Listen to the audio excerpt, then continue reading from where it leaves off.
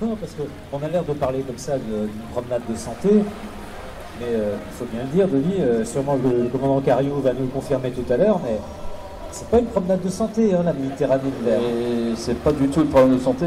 On aurait peut-être tendance à penser que la Méditerranée, qui est une espèce de grand lac salé, hein, vu de l'Atlantique, est plus facile à naviguer que les grands océans. C'est une idée fausse.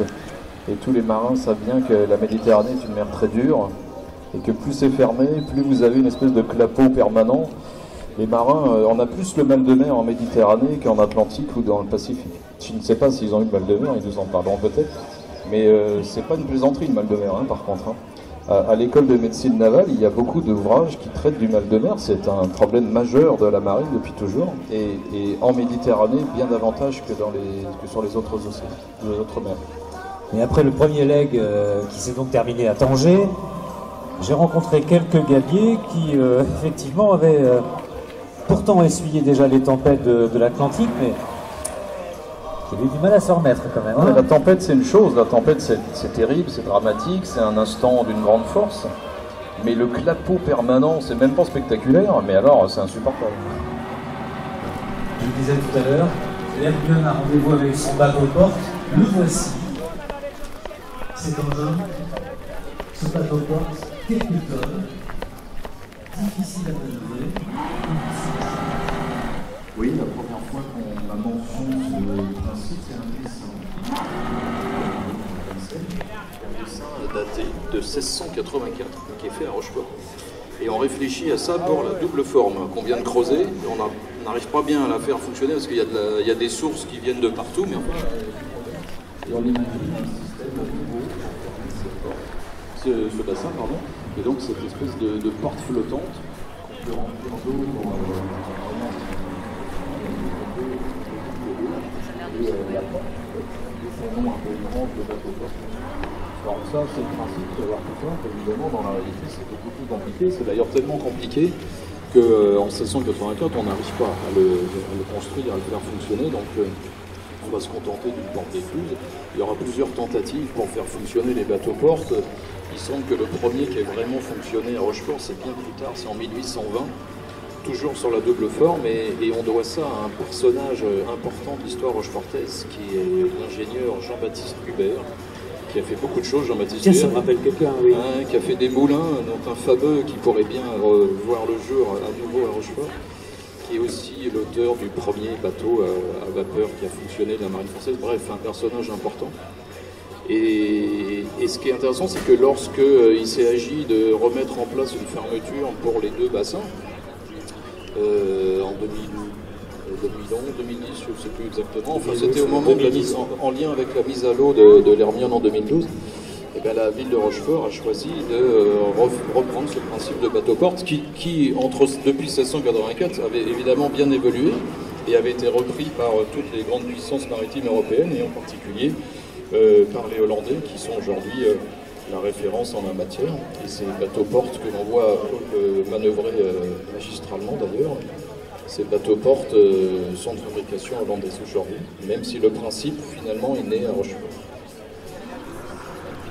Nous avons affaire à un outil particulièrement difficile à manœuvrer et je crois qu'il faut vraiment qu'on rende hommage au service technique de la ville de Rochefort, Fabrice et toute son équipe. Je pense qu'on peut les applaudir d'ailleurs par avance pour les encourager parce que la manœuvre n'est pas simple. Elle va prendre un peu de temps. Et encore ça va vite, hein, je trouve. Et encore, moi je trouve qu'on va un petit peu vite sur le programme qu'on nous avait annoncé. Oh ben non, ça c'est bien. Non, ce qui est toujours étonnant avec les bateaux-portes, c'est d'ailleurs souvent le cas avec ces gros engins maritimes, c'est un mélange de choses énormes qui pèsent des tonnes et de précision au millimètre. C'est ces deux échelles qu'il faut faire fonctionner en même temps. Oui, expliquez-nous d'ailleurs, Denis, parce que c'est important. Il va falloir encastrer le bateau-porte dans deux rainures, de part et d'autre du bassin, et ça, c'est une affaire de millimètres. C'est une affaire de millimètres et c'est surtout très compliqué parce qu'il faut pomper. Alors, quand on veut l'enlever, il faut pomper, puis quand on veut le remettre en place, il faut rajouter de l'eau, il faut remplir les ballasts.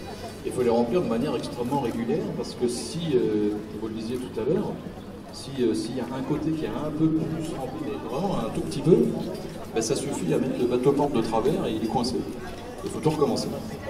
Et donc c'est une grande précision, tout en étant extraordinairement volumineux et massif.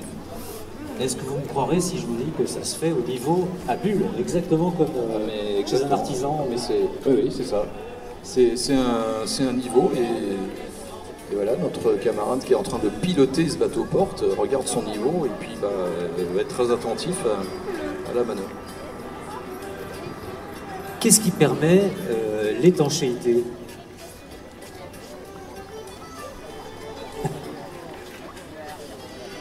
Alors l'étanchéité, elle est assurée effectivement au niveau des rainures qui sont pratiquées dans la maçonnerie.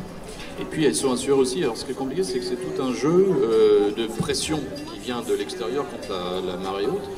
Et là, normalement, ça fonctionne avec, encore une fois, une forme de radeau qui est vide, qui est sec, puisque c'est bien son principe. C'est pas un endroit où on construit des bateaux, hein, une forme de radeau, sauf cas exceptionnels, c'est un endroit où on les répare. Donc là, il va falloir imaginer un système qui permet d'avoir, quand la marée est haute, la pression est assez importante à l'extérieur, et en même temps, elle est importante à l'intérieur. Donc il faut jouer là-dessus. Donc il y a des espèces de tampons, c'est ça, qui tout à fait amortissent Oui, absolument. Encore une fois, le bateau-porte, mais c'est d'ailleurs souvent le cas dans les innovations rochefortaises, les principes sont simples. C'est d'ailleurs pour ça qu'ils fonctionnent. La mise en place, elle est beaucoup moins simple. Hein. C'est d'ailleurs pour ça qu'elle ne fonctionne pas toujours. Moi, j'ai bon espoir. Je pense que ça va bien se passer. Il n'y a pas de raison. Ah, là, depuis ce matin, on est dans un sans faute absolue. Pas de raison que ça continue pas.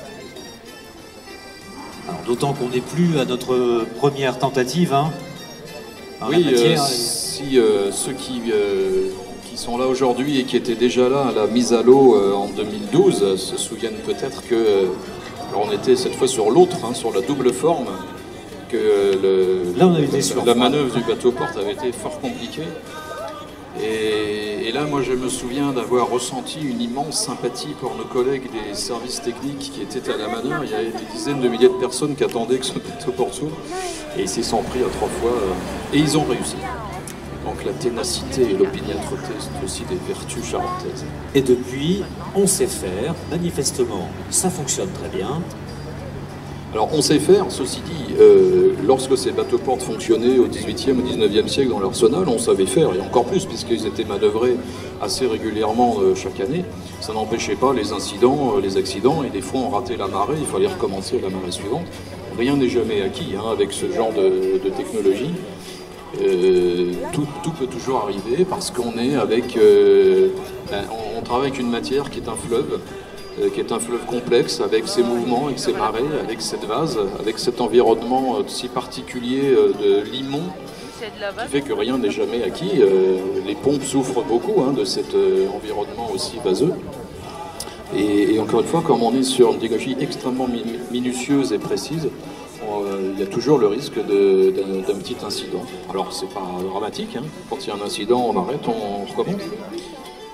Mais voilà, c'est jamais acquis.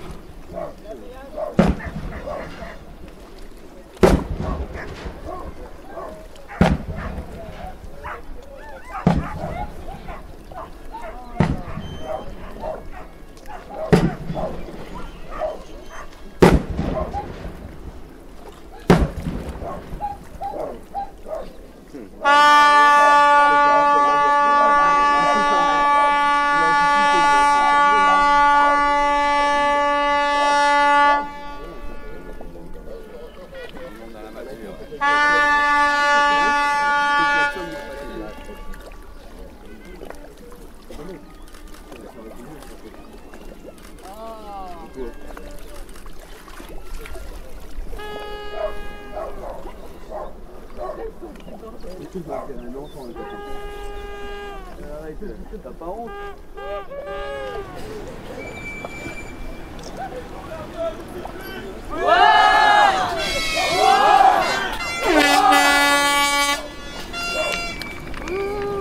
Mais vous faites bien.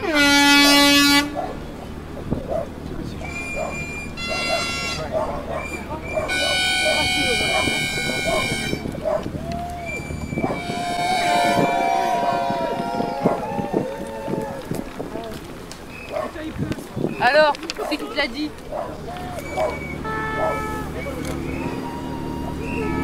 C'est beau là-bas. Ah oui, il rentre en marche arrière. Oui. Bah oui.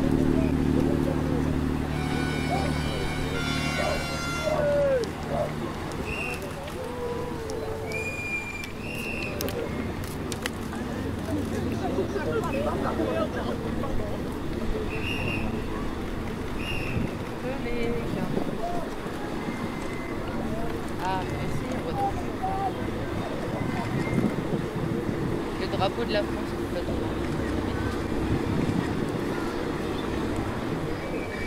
En marche arrière.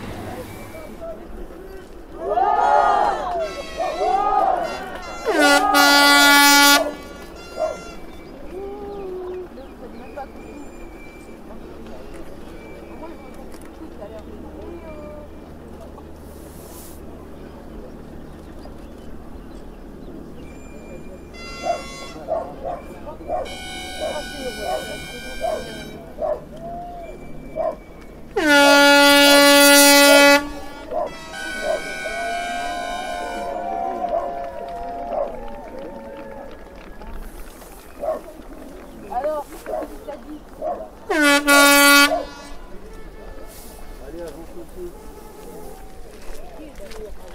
L'Hermione, désormais passe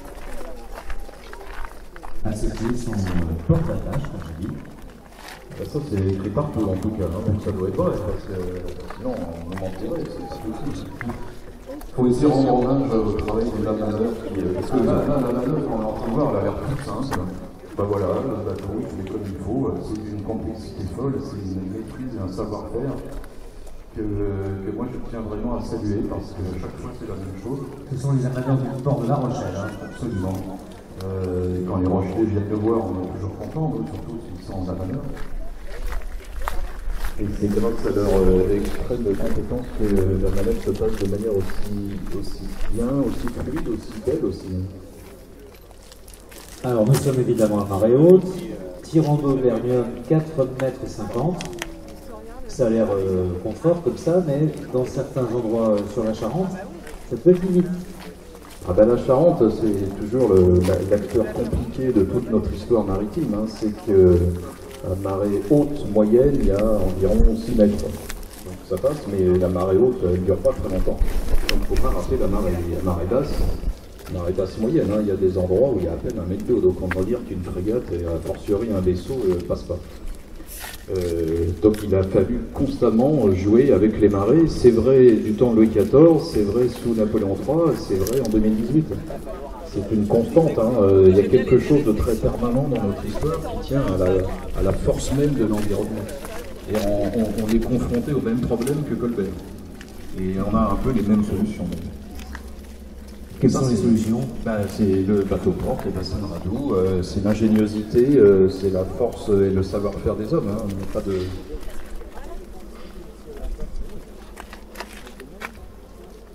On vous laisse admirer ce spectacle. Et en même temps, quel plaisir de revoir l'Hermione ici.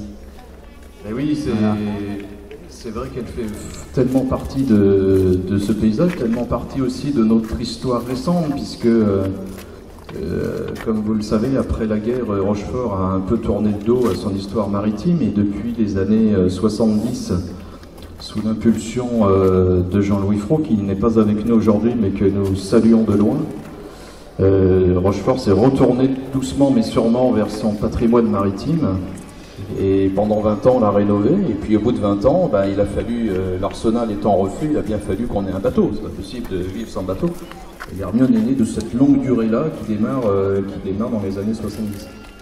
Donc l'Hermione, elle est vraiment à sa place ici, et puis elle est surtout, je crois, dans le cœur des Rochefortais. Oui, me dit monsieur, qui approuve. L'Hermione est dans tous nos cœurs. Je profite de la manœuvre, puisqu'on a quelques minutes, pour vous indiquer que la communauté d'agglomération de Rochefort-Océan vous offre le café.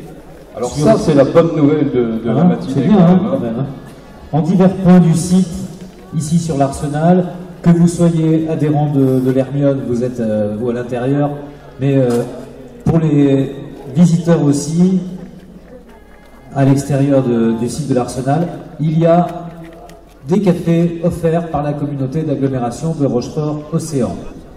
Donc la communauté d'agglomération s'occupe de réveiller les habitants. Ça, c'est quand même une très bonne nouvelle.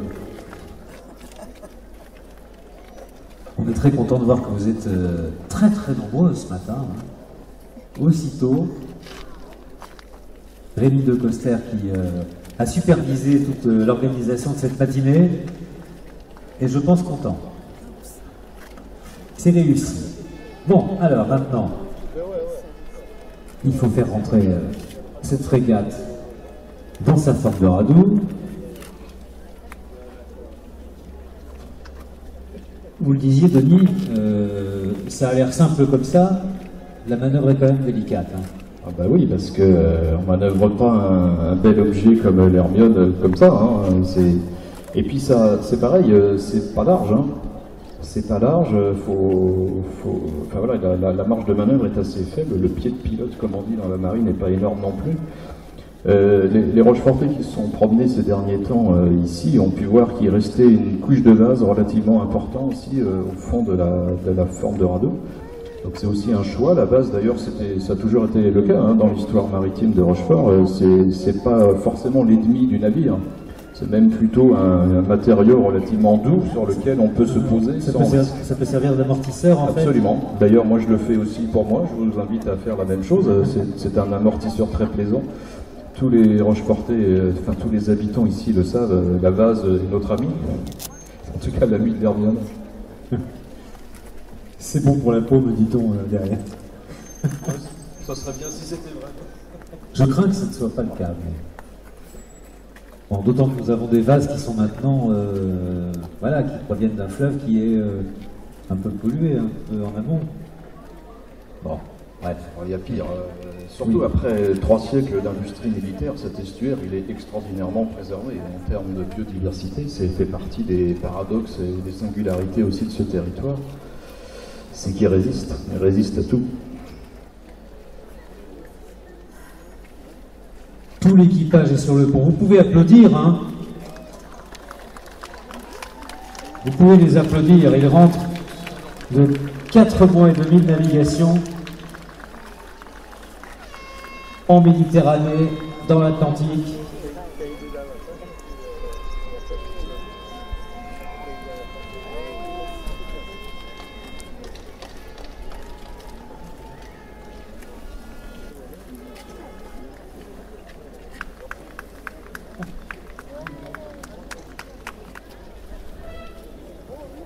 Que d'aventure.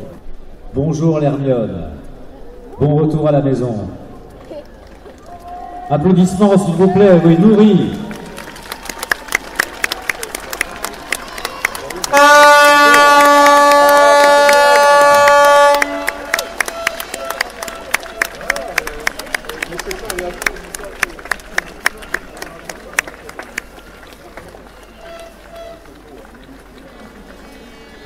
C'était sportif cette année, mais c'était beau. Ces étapes en Méditerranée, ce passage, mais on va sûrement en parler, juste avant le Pays Basque espagnol, à Pasaia, avec quelques angoisses. Et puis, le retour, d'abord en passant par Bordeaux, et maintenant, le retour à Rochefort.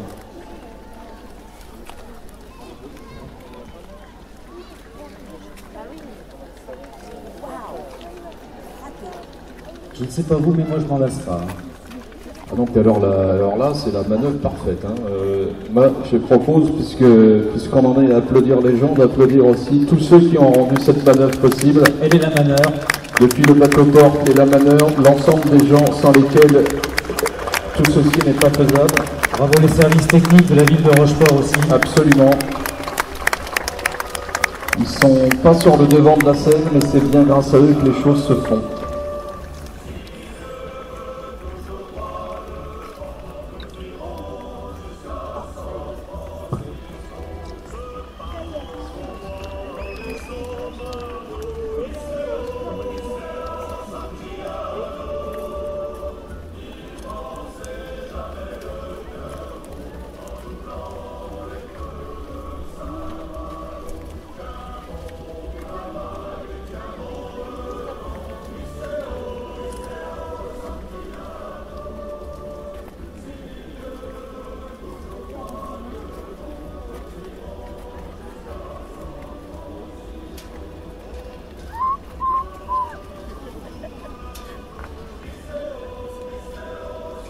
Elle est en bon état, hein, après avoir affronté quelques tempêtes. Non mais c'est ça, on l'a su dès sa mise à l'eau. Ce bateau est magnifiquement construit. Le commandant Cario l'avait dit très tôt, c'est un objet extraordinaire à naviguer, c'est un bateau magnifique. Et là encore, pendant 20 ans, les gens qui ont fabriqué la frégate Hermione ont montré un savoir-faire de premier plan, de premier ordre. Et le résultat est là. On peut en profiter de lui pour rappeler ce qu'est une frégate, ça servait à quoi dans la marine de Colbert? La frégate, d'abord, il faut rappeler, ça peut sembler curieux, mais c'est un bateau de guerre. C'est vrai qu'on n'a pas tellement l'habitude de voir notre Hermione comme un engin de destruction, mais c'est quand même un bateau de guerre. C'est pas les plus gros, hein. Il y a toujours eu des gros, des moyens, des petits, et les plus gros, c'est les vaisseaux. Ceux-là, ils combattaient au premier rang, en ligne, comme on disait. Et puis les frégates, c'est plutôt des bâtiments de soutien, de liaison, et qui peuvent à l'occasion s'engager dans des combats singuliers contre une, deux, trois frégates. Et ces frégates se sont particulièrement illustrées pendant la guerre d'Amérique, qui est le grand moment qui a amené à la construction de l'Hermione en 1779. Et l'Hermione s'est engagée d'ailleurs dans des combats. Hein. Et l'Hermione s'est engagée dans des combats extrêmement brillants pendant la guerre d'Amérique. Donc c'est le grand moment, hein, des frégates, cette fin du XVIIIe et cette guerre de l'indépendance américaine. Ce n'est pas évidemment un hasard si c'est l'Hermione qui a été choisie pour incarner Rochefort. Une frégate, ça va vite aussi, ça surfe. Oui, c'est une espèce d'équilibre entre la puissance et la vitesse, et ce qui est l'obsession en fait de la marine en bois, hein, sans arrêt trouver l'équilibre entre la longueur, la largeur, la puissance, la vitesse. Et là, c'est vraiment le sommet. Ces frégates-là, comme l'Hermione, ces frégates de 12, et puis après les frégates de 18, c'est celles qui ont le mieux incarné cet idéal-là. Et on le voit aujourd'hui.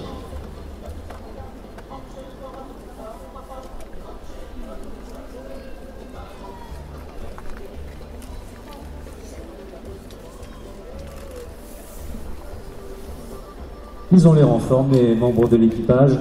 Alors ils ont l'enfant, mais on les entend pas beaucoup, on les entend pas beaucoup chanter hein, aujourd'hui, mais sinon oui, on les espère effectivement en pleine forme. Peut-être qu'ils attendent d'avoir jeté l'an. Peut-être qu'ils attendent qu'on les sollicite davantage. Hein. On est peut-être un peu mou, c'est peut-être ça le problème. Peut-être qu'on les applaudit pas assez. Je crois que c'est ça. Hein.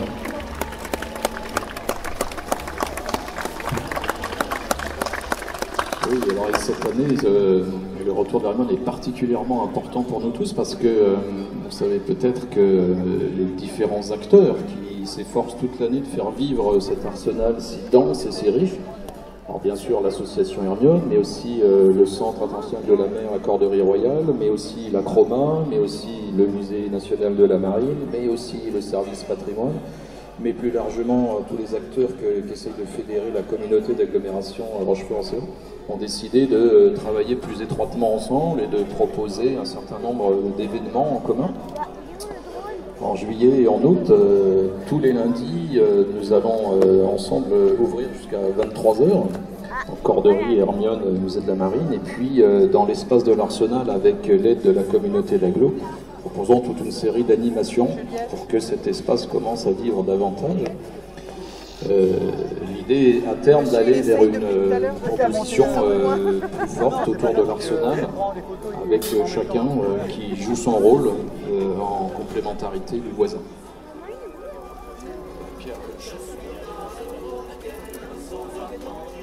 Voilà, la manœuvre du bateau-porte se poursuit. C'est une vraie manœuvre maritime. Hein. Ah ben, dans le bateau-porte, il y a vraiment bateau. Hein. C'est un engin flottant qui se manœuvre comme un bateau, effectivement, mais avec évidemment un objectif très particulier. Et là, on comprendra bien qu'il n'est pas question d'établir, d'installer les passerelles tant que la forme de radeau n'est pas complètement bouclée. Ah non, mais encore une fois, une forme de radeau, enfin une infrastructure portuaire et pas un endroit où on fait n'importe quoi. Hein. De toute façon, c'est très codifié et il y a des règles.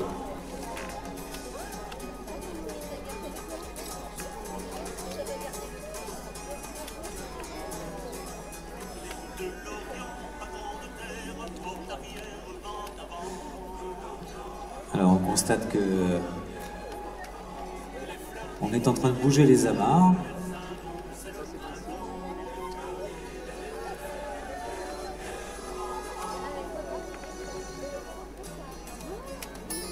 On parle de l'équipage de l'Hermione, mais bien sûr il y a aussi toutes les équipes au sol qu'il faut saluer.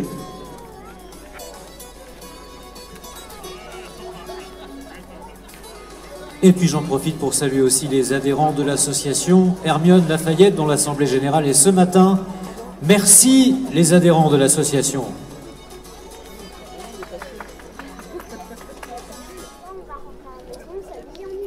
Alors effectivement, il y a aussi un autre aspect qu'on peut évoquer, c'est que pour que le bateau-porte puisse fonctionner, il faut que de l'autre côté, il n'y ait pas une montagne de vases. Et si on ne dévase pas, la vase, elle vient très très vite. Hein. C'est 6 à 7 mm par marée qui se dépose. Et on a bien vu d'ailleurs ces jours derniers que les services du département venaient dévaser. C'est tout à fait nécessaire. Alors pour permettre à l'Hermione et peut-être dans la double forme à d'autres projets d'exister, il faut résoudre ce problème d'envasement constant, comme au XVIIe, au XVIIIe, XIXe siècle. Et c'est l'occasion d'évoquer un projet de construction d'une réplique de ce fameux moulin de Jean-Baptiste Hubert, ce moulin qui animait un système qui empêchait la vase de se déposer, qui en fonctionnant 2 ou 3 fois par semaine faisait que l'accès aux formes de radeau était constamment libre. Et ce projet de moulin n'est pas sans lien avec ce que nous vivons ce matin, puisque c'est aussi la capacité d'un navire à entrer et sortir relativement facilement qui est en jeu, avec en plus une dimension historique, une dimension développement durable et une dimension touristique forte. Je veux dire, c'était écolo avant l'heure. C'était écolo à un moment où ça les intéressait pas tellement d'être écolo. Par contre, ce qui les intéressait, c'était d'avoir une source d'énergie qui coûte rien. Ça les intéressait beaucoup et ça nous intéresse toujours beaucoup. Donc l'association du moulin d'Arsenal de Rochefort, l'AMAR, poursuit son travail pour rendre ce projet possible, et il va de soi que plus de gens rejoindront ce projet et plus il aura de chances d'aboutir. Et je salue son président Pierre Gras que j'ai croisé ce matin, qui est toujours attentif à ce qui se passe ici. Petit à petit, le bateau-porte est en train de se mettre en place. Ensuite, c'est tout bête, quoi. Hein. Si j'ose dire, on fait rentrer de l'eau, voilà. Ça descend. Il n'y a plus qu'à. Hein. Il n'y a plus qu'à. Durée de la manœuvre, à peu près 1 heure, hein, nous disait-on. Hein. Oui, il y a toujours une marge assez importante, hein, mais oui, c'est à peu près ça.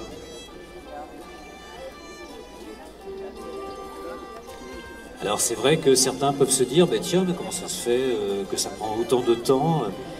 Il faut garantir cet équilibre dont nous parlions tout à l'heure, hein, ce fragile équilibre. Et alors ça se fait minutieusement. Oui, c'est ça. C'est encore une fois cette double échelle. Il faut au millimètre près enfoncer un machin qui pèse des tonnes au fond de l'eau. 4,5 tonnes de mémoire. 5,50 m de tirant d'eau. C'est plus que le tirant d'eau de l'Hermione. Ah oui. Ça pose un autre problème d'ailleurs. Oui, c'est vrai, mais en même temps, c'est un peu normal qu'il y ait plus de profondeur d'eau que ce dont l'Hermione a besoin, sinon ce serait embêtant. Il s'agit bien de fermer. Hein. L'inverse, ce serait un peu fâcheux. Et ça veut dire que, en termes de marée, c'est encore plus précis, on ne peut pas s'amuser à sortir le bateau-porte quand on veut, etc. Ah non, non, non, une manœuvre de bateau-porte, c'est très... c'est une préparation, ça s'improvise pas. Oracas est avec nous, Thierry Bouillet et toute son équipe, que je salue. Mesdames, messieurs, musique.